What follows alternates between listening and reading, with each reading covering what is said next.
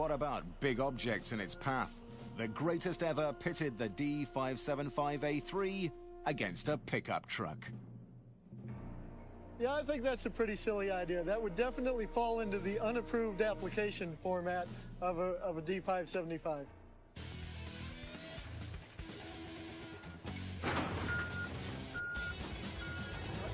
Bulldozers take advantage of their weight when dozing. As the heavier the machine, the more traction it has to push heavy loads.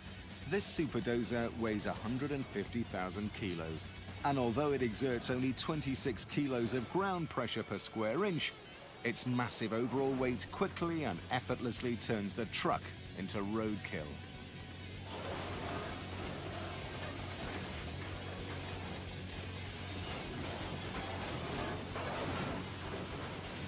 That's one way to measure the weight of this machine, but how about its power?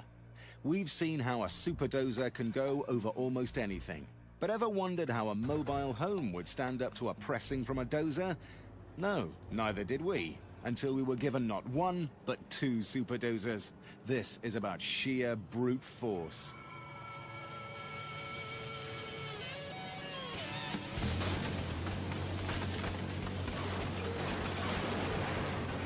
That's 45 feet of trailer crushed by the combined 23,000 horsepower of two Super Dozers in a little less than 13 seconds.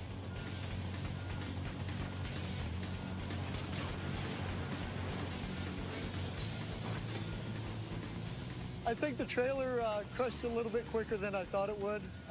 It was only a matter of seconds before it was gone. I think if you compare a D575 A-3 to a Hurricane, the winner has to be the Dozer.